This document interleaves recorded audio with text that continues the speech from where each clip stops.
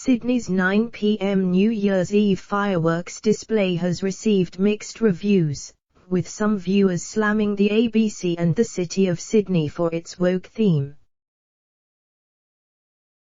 After the display, which was curated by Indigenous artist Black Douglas, rap duo Barkar and Dobby performed their 2020 song I Can't Breathe, which references the 438 Indigenous people who died in police custody. Where has the family-friendly theme gone? Why has it become political?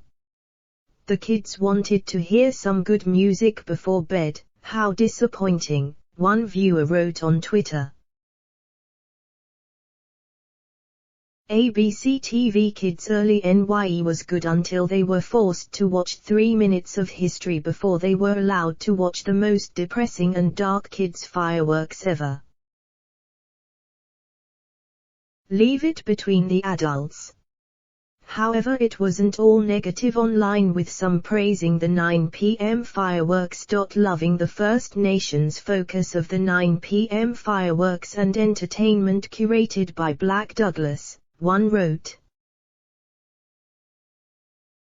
Another said, "Is this the biggest 9 p.m. display of fireworks ever at #SydNYE?" Alongside the hashtag absolutely awesome.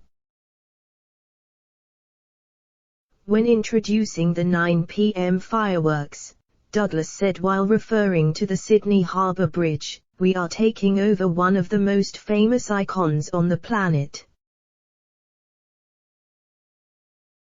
An icon that was never consulted amongst either the Gadigal or Cammeray people." The display focused on the First Nations cultures, followed by those from the Torres Strait Islands.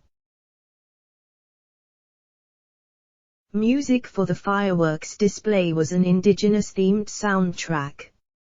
Rap duo Barkar and Dobby followed with their performance, where they donned Black Lives Matter t-shirts.